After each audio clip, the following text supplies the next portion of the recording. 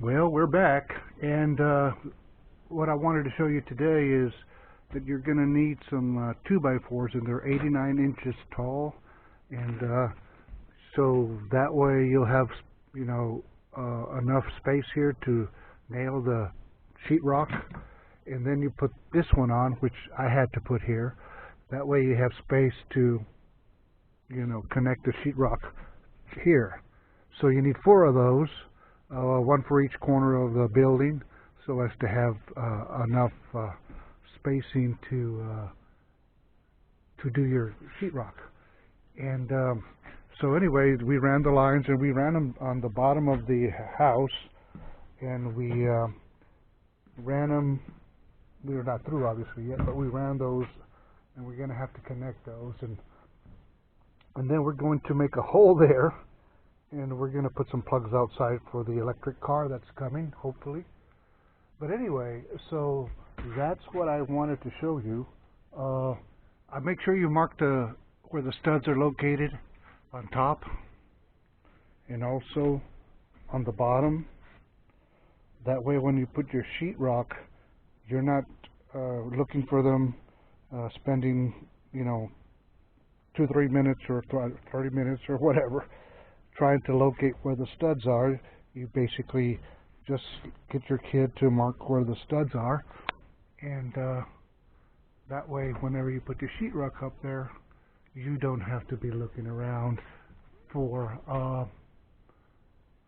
their location. So it's coming around, and insulation is up there. It's not the most pleasant thing to do, but it has to be done. But anyway, just a couple of more little hints that you might see as useful, and help you along the way to do a better job. Now, another thing before I go is that if you notice, I took an opportunity to put screws, those screws that I talked about in my previous film, and that way those braces will have an extra little help there. And I went out, and I got up there with the ladder, obviously, and I also put nails in those little, I guess, brackets or braces or whatever you want to call them. Even though they're small little nails, anything helps. So what I would do is get your 13-year-old kid to get up on the ladder and, nail those with, 1-inch nails, and, that'll help.